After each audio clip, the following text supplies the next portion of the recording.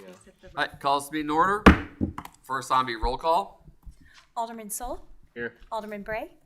Alderman Skinner. Here. Alderman Myers. Here. Alderman Lindbergh Gardner.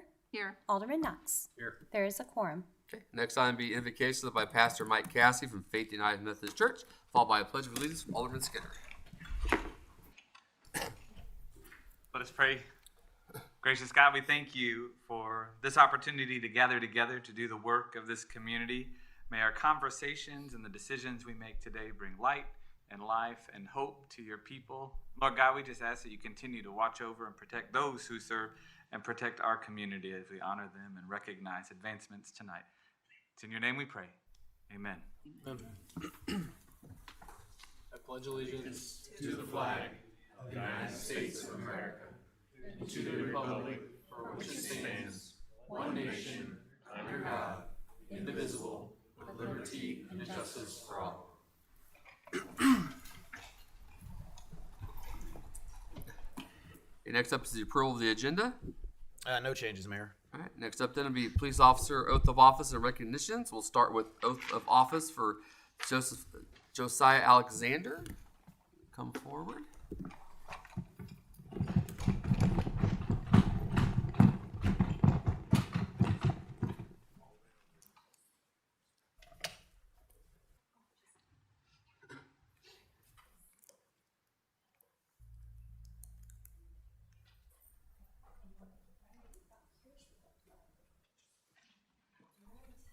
Right hand up, and then I state your name. I, Josiah Alexander, Do solemnly swear do solemnly swear that I will support the Constitution that I will support the Constitution and the laws of the United States and the laws of the United States and the state of Missouri, and the state of Missouri, that I will observe the provisions that I will observe the provisions and the ordinances and the ordinances of the city of Green Valley, of the city of Grand Valley, and that I will faithfully discharge all of my duties and that I will faithfully discharge all of my duties as a member of the Green Valley, Missouri Police Department.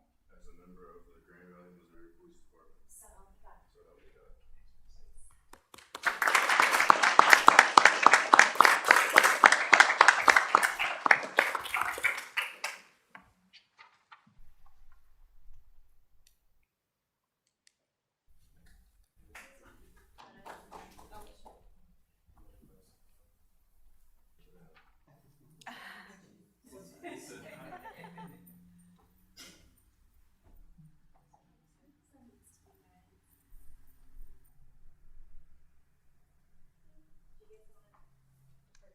Yeah, do one, everybody run for it.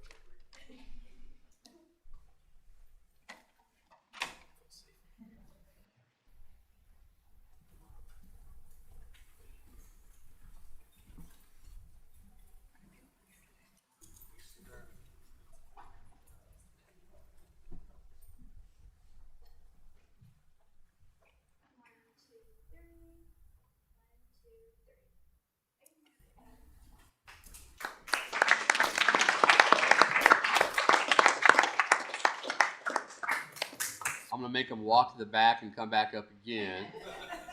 If I could have Sergeant Carr, Sergeant Thompson up here to recognize for promotions. And then we would also have Sergeant Bobby Ball up here, but he decided to be on vacation or something, so we'll recognize promotions here. Well, Sergeant Carr's been here a while and taking that role. We did take opportunity to create a new position inside the support side. So she's taken on the role of a support for the detective unit, SROs, and a couple other internal obligations. Most importantly, though, I want to acknowledge Sergeant, something's hard to say, Sergeant Brett Thompson. He has worked diligently to get to this point, and like I say, anytime I have opportunity to express this to any body of people, that the sergeants are where the rubber meets the road. We can sit back and make up thoughts and ideas and practices that are best practices, but somebody's got to implement that. So the sergeants are ability to allow us to implement that. So it's the most important position, I believe, in the organization is those that are on the front lines implementing that change. So we're going to have his wife come up since he's being promoted. and I'll do a penny, so you have to take it off. Nice center, you guys with the flag.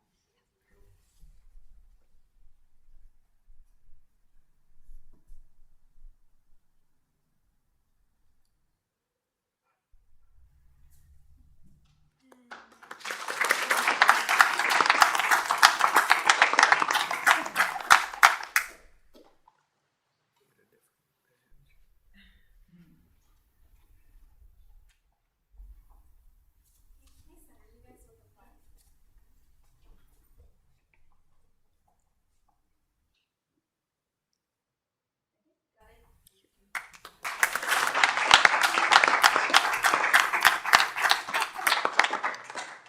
Since we already had a group picture, I think we're good to go.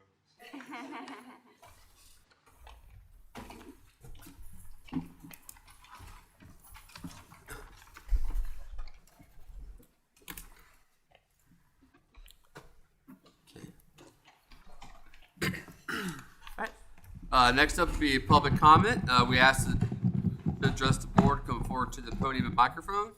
Please make sure to give your name and address for the record and that you have signed in so we have that for the record.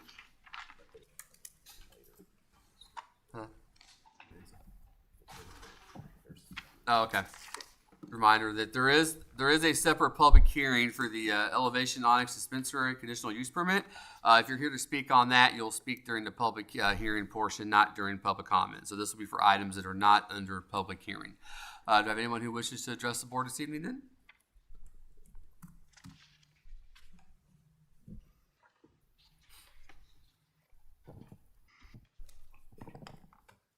Jan Burrell, 1035 Ephraim. This is the 6-month anniversary of my coming to ask you about an ordinance that is exclusive to political signs. Before now, I think I was hoping the ordinance would have a limited amount of time. For example, if a sign was put up early, it should be taken down as close to immediately as possible, since it is an advantage to the person who is running for public office, and that there should be a fine of some kind, since both you and I confirmed that the school board informs all people who file about when they can put the signs up and when we can take them down. The last school board meeting, we had a rather egregious breaking of that rule, which brought me to you. So I'm pretty sure that at this council meeting 6 months ago, I came and proposed it. I think I've been up here once or maybe twice asking that there be progress. And I kind of want to warn you, I know how slow law is. We want this in place surely before the April elections. Thank you very much. Do you want to give a bit on it? Or you want me to? It's the free speech there, right? Well, I can tell you, Janet, we're still working on it. The issue we ran into is the law really doesn't separate political signs and non-political signs. What law? Well, I think First Amendment.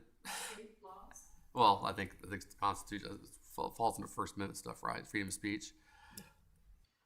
It does. Yeah, it's We're looking at ways to address it. It just might not say the, political sign. yeah. Maybe all signs. I just wanted to effectively keep people from cheating, which is what was happening. And it's been 6 months. I don't have this room to use it myself. I know very well that the person who broke this rule knew the rule. So just having the rule, there needs to be some kind of punishment, in my opinion. Not very many people are on the board that were on the board a while ago, but I just kept coming.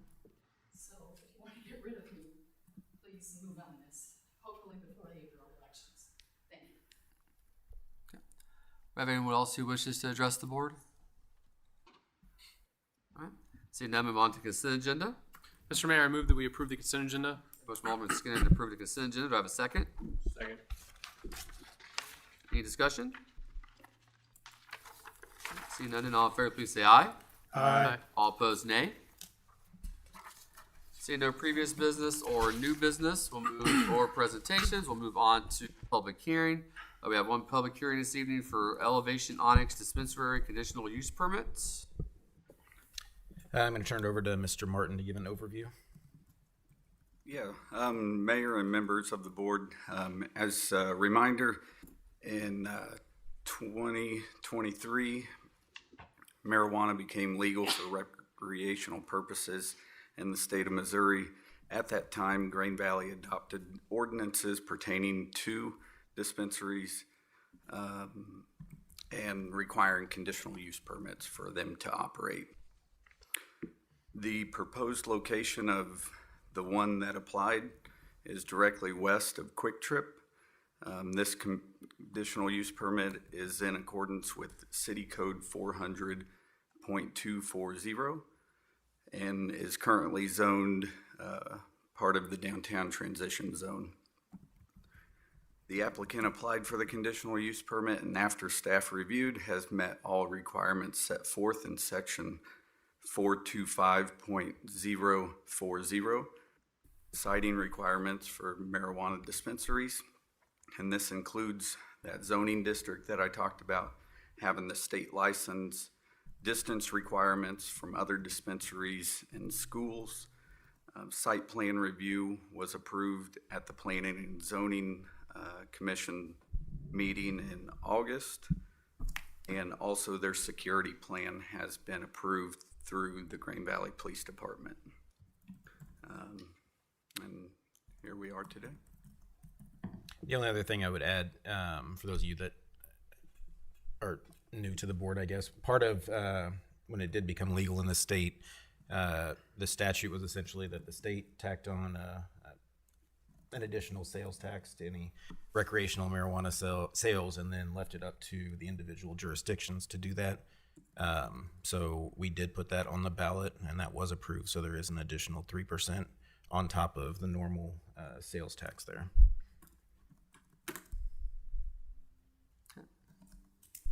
Any questions or discussion?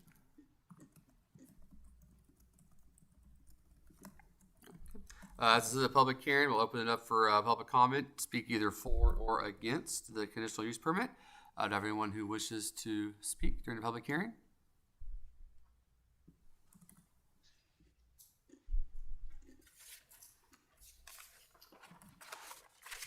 My name is Mary Porter. Address is 3104, gosh darn, I'm so nervous, South Dillingham Road, Grain Valley. I am here tonight. Will admit I am not well prepared because I just found out about this evening, about this discussion this evening. When my husband came home and told me about it, I'm sure it was probably silently announced in a newspaper somewhere that I don't read, so you'll have to excuse me if I sound a little ridiculous. I just would like to give some food for thought. I feel like I have to try to make an argument for the sake of the lives of my children. Does anyone remember the commercial in the 80s, Just Say No to Drugs? I remember there being a commercial with a dad who was yelling at his child because he found a joint in his belongings, and he asked his kid where he learned to do drugs, and his child's response was, "I learned it from watching you, okay? I watched it from watching you." Those commercials made an impression on me, clearly. I can still remember them. If you can remember that slogan, then you must it must have made an impression on you as well. 40 years later, we find ourselves amidst the same battle as I stand here at this public hearing with progressive glasses, showing my age and turning into my parents. While there was a decline in the use of drugs due to that campaign and education of all of us from that generation, which I'm guessing was because drugs were so freely used in the 60s and 70s that studies were showing dramatic increases in death due to overdoses from heroin and cocaine. Drug use is dramatically on the rise again, and I have seen campaigns on TV against the use of fentanyl, especially since it seems to be the most deadly these days. One thing that is happening is that people are getting bad marijuana laced with drugs like fentanyl. Now, I don't know in dispensaries if it's considered clean. I really don't know. I don't know the answer to that. I don't use the dispensaries, but I just I'm giving food for thought. These are questions that I have before this goes in, before we do this. Does anyone also know what the legal limit is for marijuana in the blood in order for someone to be considered high? When they're driving a vehicle, anything, is it like alcohol? I can tell you that we don't know the answer to that question.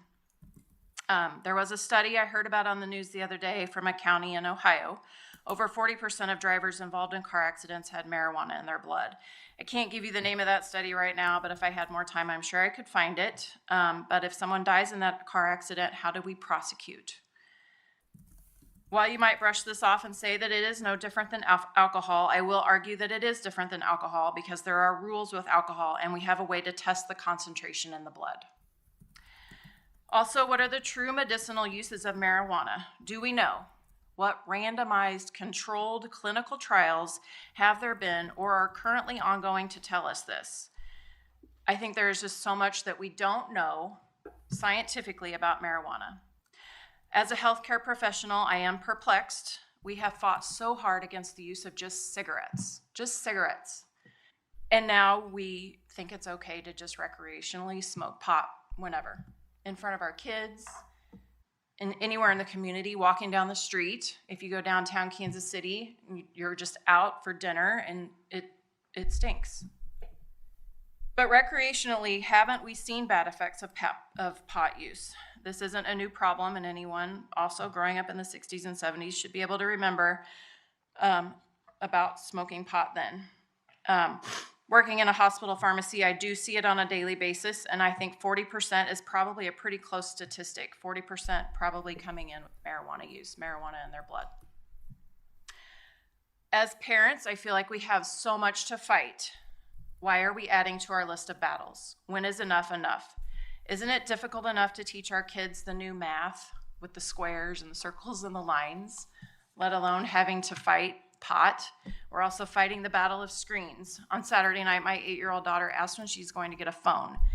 And just yesterday, I read an article in the New York Times about how destructive our smartphones are to society. Not only does too much time on our screens just cause problems alone with our eyes, it rewires our brains. We get sucked into social media. Our youth are suffering from depression, anxiety, and they get trapped in sex trafficking and bullying. It's so bad, then children do turn to drugs to take it all away, or worse, they just commit suicide. And not to mention obesity and just healthcare in general. And I feel like the police also just have enough to do. The other night on Highway 7, the police were arresting a man in the parking lot of the Stairway Cannabis store. Also, there's a dispensary there on 7 and 70, right around the corner from the homeless shelter, the homeless hotel. So adding to their problems as well. We also have drunk drivers, illegal guns. I know the police have a lot to do. I know I don't have the words you want to hear, and I know I'm not going to convince you tonight to stop this dispensary from going in. I have a feeling, everyone kind of thinks if we can't beat them, let's join them. I know there's a lot of revenue. I heard that in there as well. I am realistic on that. I would like to urge you to put it on hold until you can have more information on the effects of pot and marijuana in our community.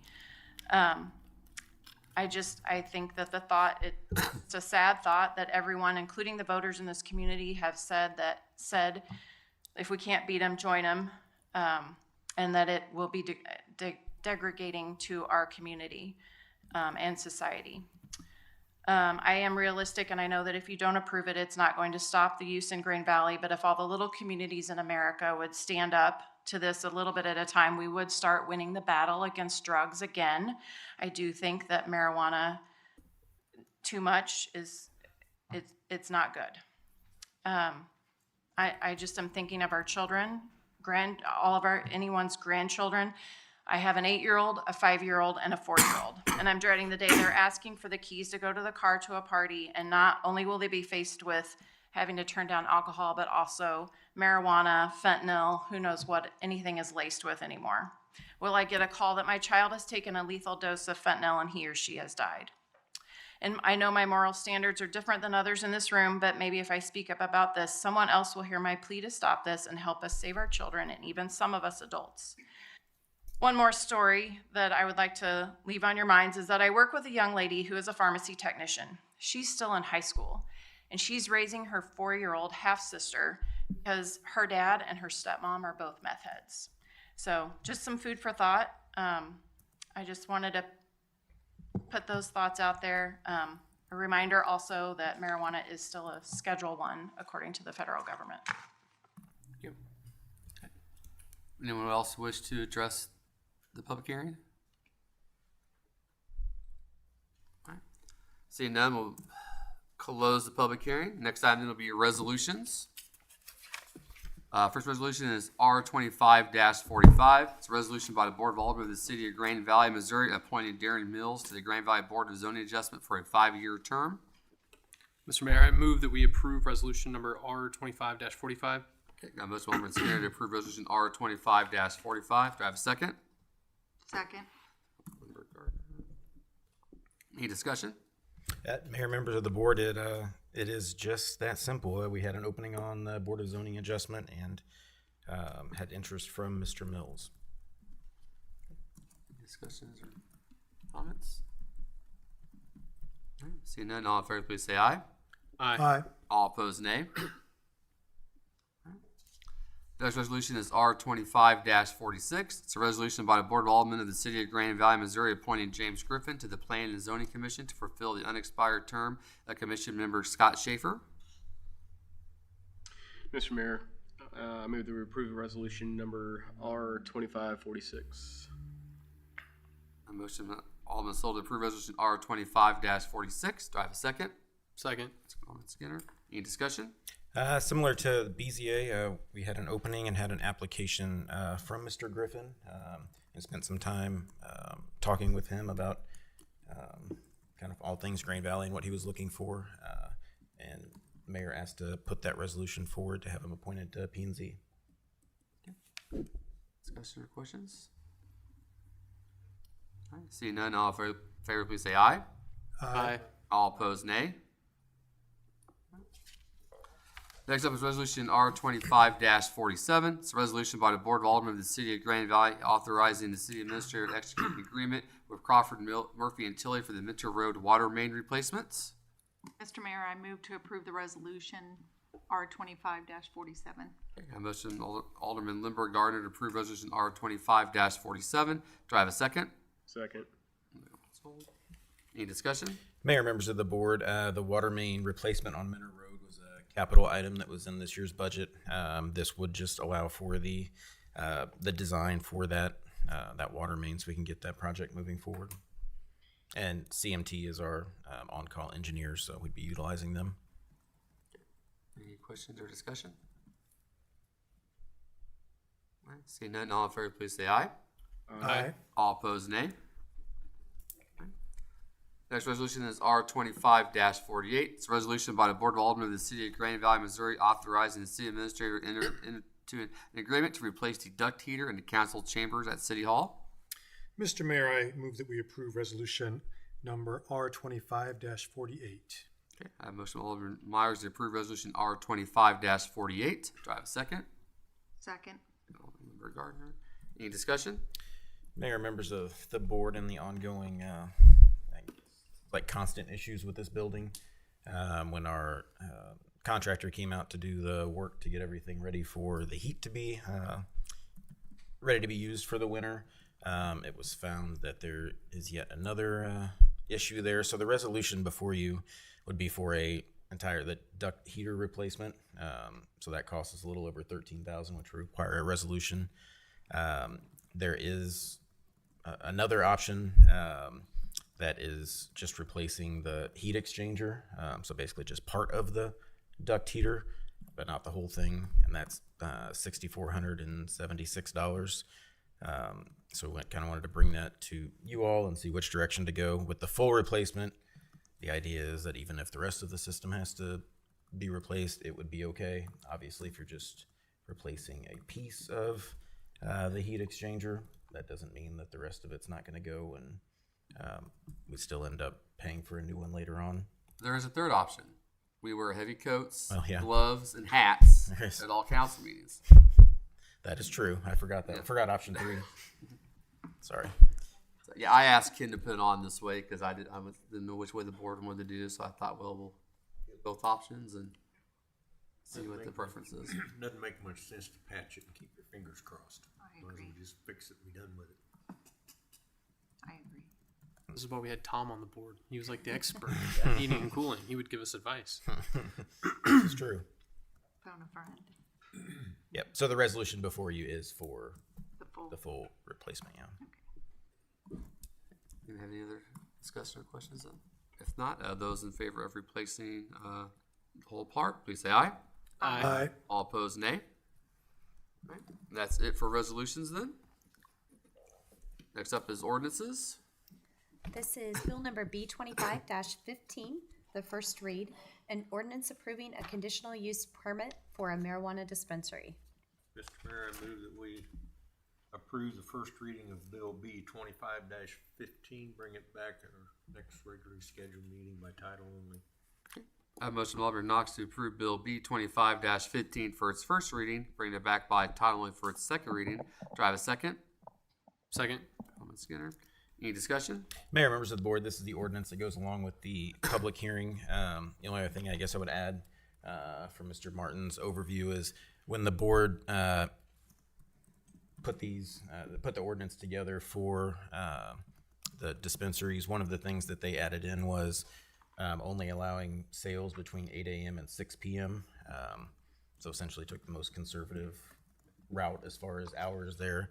I think one of the thoughts back then was if it was that shorter time, then you don't have the traffic when it's dark or after hours, or there should be no reason for anybody staying around. So that was one of the differences, I guess, that I've seen with our requirements versus most other municipalities. Do we have representation tonight here from them? Okay. I just want to make sure that you're aware of that 6 p.m. time, because what we get a lot of times is, we move forward with this and it passes, coming in like right when the buildings are ready to open, be like, oh, we didn't realize it was only 6 p.m. and then wanting us to change ordinances and such. So I just wanted to make sure you're aware of that 6 p.m. time frame that the ordinance currently states. We are aware of that. Okay. We'd like to increase that time if we can. 6 p.m. is just almost not viable for us. And kind of going to her point earlier, you guys already have a dispensary here. It's called Lit Smoke Shop. They sell the exact same product as us. On top of it, they're selling painkillers, 7-OHH. They're open till 9 p.m. And they're the ones right next to Constantine Price Chopper. So, out of anything, we would ask if we could get it at least moved to 9 p.m. That would be a separate ordinance change that Yeah, you'd have you to can't look do it at. this anyway. Yeah, that would be part of this, but yeah, that would have to be a separate discussion and ordinance change. So I guess I'll ask the question: do we have another? There's an existing well, there shop in should town? not be. Chief, are we aware of what's going on at this place they're mentioning? So what these people are doing essentially are calling themselves a smoke shop, but they're selling the exact same product as us. Fortunately, it's not regulated. It's untested. There's no age gating there like we have. Do you mind coming up front and talking? Yeah. So there's a problem going on with states, cities. I'm working with the city of Kansas City on it, working with Clay County, Jackson County. But what these smoke shops are doing right now is basically saying that they're selling what is a derivative of cannabis. It's actually the exact same product as us. So all the testing results, everything shows high amounts of THC in what they're selling. So you guys got one here, it's called Lit Smoke Shop. They're open until 9 p.m. They're right next to the Price Chopper. And her point earlier, she's talking about like age gating, flooding streets with cannabis, getting into the hands of high school students. You can do that. We've done undercover buys with teenagers purchasing product at these kind of shops. So they're here, they're open until 9 p.m. I think that's a separate issue that I can talk to you guys about later. I've actually been in meetings all day with it with members of the Senate, including Tony Lukemeyer. So we can talk about that later, but for them, they are open until 9 p.m. While we got to sit here and open until 6 p.m. We spend somewhere probably around $250K each month in compliance. That includes testing, that includes inventory controls, all of that. Like we run in like a very smooth, good operation, but it's very expensive for us. Meanwhile, these guys are pretty much just getting away being drug dealers with a storefront now. So it is an issue. It's an issue statewide. It's an issue citywide. It's a big issue nationwide. As of today, I think there's about 32 states that have banned it. Our AG Bailey, he was working on it. He was sending out fines to these companies. We're working with Catherine Hanaway on it. But now we're working at the local level to make sure that, like, her concerns, they're very true. They're not true with us. We make sure no one under 21 is going to purchase this product. All of our product is heavily, heavily tested. It's tested probably twice because it's tested by an independent third-party testing lab, but then it's also tested by the state as well. So we make sure there's no lead, pesticides, any of that kind of stuff in it, where these guys, I can show you testing results, are getting around with 10 times the amount of lead that is allowable under the cannabis law. So it is an issue, like I said, issue statewide, and we can address that later and have a conversation about it, but we are starting to implement city ordinances, multiple places to get this banned. Anyone else have any questions while he's up here? All right. Thank you. Yep. Any other discussion or? I've got a question for Chief. When years ago they took away the advertising for tobacco, no more Marlboro Man, no more the Winston Cup for NASCAR. Since marijuana is tobacco, are they gonna be able to advertise that? But I don't know if they're allowed to, for commercial purposes. Is that what you're talking about? Yeah, I don't think it's gonna be anything regulated by law enforcement.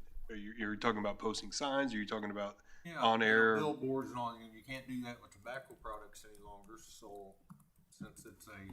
You know, that's about, I don't know. We don't have any ordinance that's gonna. I just didn't know what the state or the federal law was. I'm not familiar with it, so. There's like DHSS guidance on that, so we can do cities reference on that, unless you enforce statewide. PD can like have undercover buys and stuff. Usually it's for the state. Additional questions or? I was just concerned with the fact of what he was sharing about the smoke shop. If we have any authority in the city to be able to look into what the facts are on that. And Mary, I do appreciate what you shared. Your facts are legitimate and touch my heart, makes me want to think about what you have to say, but it's also a concern to me about what's happening with the smoke shop here in the community.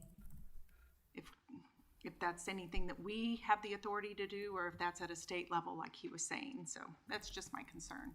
Yeah, it's difficult. We have engaged in it. We've talked to other agencies, and it is broad, especially if they're using any synthetic, because you change one molecule and now you rewrite the entire law has to be written per molecule. And so I don't know. I don't have the details of what the gentleman had mentioned here, but from past experience, how that works in prosecution can be difficult. But we have had conversations with the smoke shop for multiple reasons. I'm not super familiar with how we can, when you can make local ordinances more strict than state law and how all that works. But it sounds like we're having issues with the state law on these derivatives. Are we able to, get a list of those? And I get that they just always stay one step ahead of what the law is, but I think we're a little bit more nimble than a state legislator from a city standpoint. I mean, is that something that we're able to enact? I guess that's a question for our city attorney. And that's something that we can look into. Like Chief mentioned, it's really the breakdown molecules of what the drug is. So it is difficult, but that's definitely something we can look into. Okay. Yeah, that would be my request. Else have anything? There's nothing else. All those in favor, please say aye. Aye. Aye. All opposed, nay.